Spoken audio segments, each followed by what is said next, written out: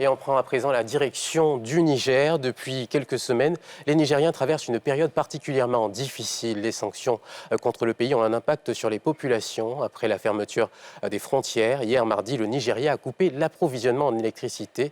La situation au Niger inquiète la diaspora nigérienne en Côte d'Ivoire qui espère une solution rapide. Issa Koné, Fulgence Kissiedou. À Djamé Mosquée, c'est dans ce quartier que vit Chaïbou depuis plus de 20 ans. Ce soir, il vient effectuer une transaction pour sa famille. Cette crise politique, avec son lot de conséquences dans la flambée des prix des denrées alimentaires, inquiète ses ressortissants nigériens. Il y a différence mal même, parce qu'avant, on n'a pas de problème. Mais ici, maintenant, elle est là. Toujours, on voit au coup de fil, allô, allô, allô, il y a trop de problèmes au Niger pour le moment. Du riz est trop cher. Un sac de 25 kilos, au moins 19 000.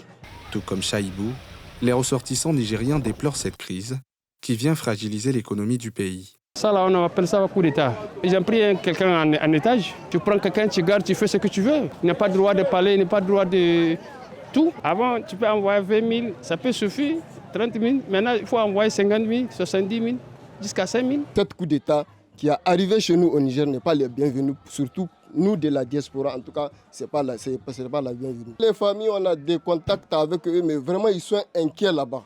Hier mardi, le Nigeria voisin, qui fournit plus de 2/3 de l'électricité, a coupé tout approvisionnement.